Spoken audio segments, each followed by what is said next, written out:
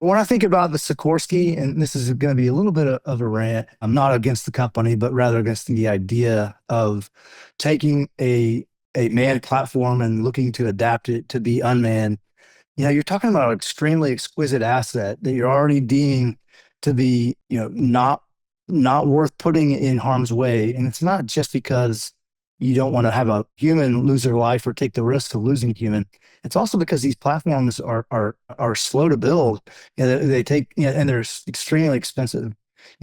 Without talking specific, financial figures, our goal is to bring a very low cost platform into the market that can be, viewed as tradable in certain environments and then mass produced.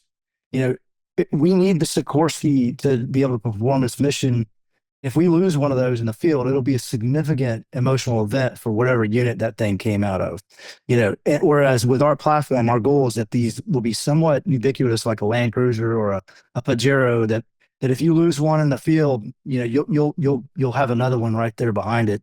Without having to break the bank or reach back to the industrial base for a novel solution or adapting assembly line to mass produce when we're just not equipped to do that anymore.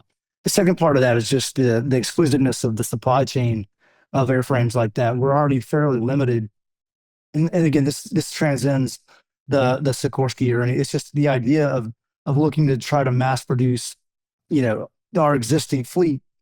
There's only so many rare earth minerals to go around. There's only so many exquisite parts available for some of these platforms. Being a lifelong logistician dealing with aircraft maintenance and supply chains, one small little part takes these things down pretty quickly.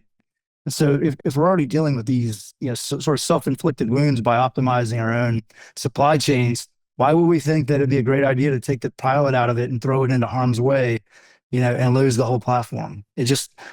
I think I think if you think about taking that type of level of cost and exquisiteness and then strap on it an even more exquisite autonomy suite, you're only increasing the economic risk to the force by employing that in a kinetic environment.